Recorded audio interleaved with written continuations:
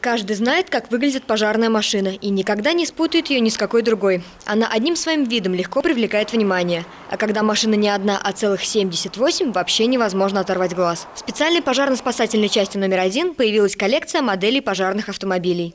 Она была размещена в первой пожарной части в ознаменовании года пожарной охраны в системе МЧС России нашим сотрудникам, старшим инженером-руководителем дежурной смены Смоляковым Игорем Валентиновичем.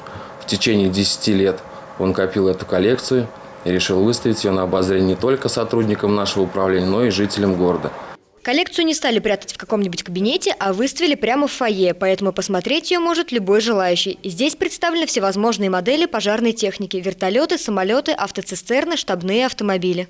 На этой коллекции можно посмотреть технику, которая находится на вооружении Саровского гарнизона пожарной охраны, а также на территории Российской Федерации, которая находилась и находится в данный момент в строю. Коллекцию планируют расширять, поэтому если у вас есть модель пожарного автомобиля в хорошем состоянии, сотрудники первой пожарной части с удовольствием добавят ее в экспозицию. На выставке представлены не только простые игрушечные автомобили, но и коллекционные. Но самый главный экспонат находится не на полках.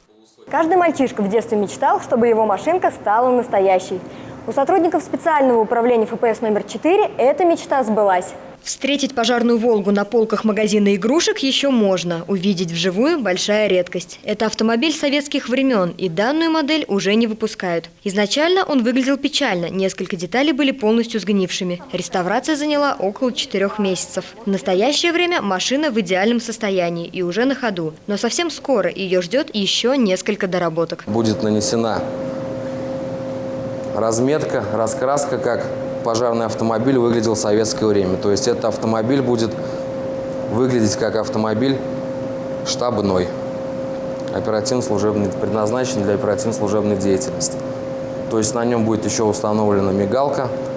Соответственно, пожарные автомобили без сирены ездить не могут. «Волга» будет принимать участие в параде ретро-техники на различных значимых мероприятиях, таких как 9 мая и День города. Мария Рунч, Владимир Есенников, Сергей Рябов, служба новостей Саров 24.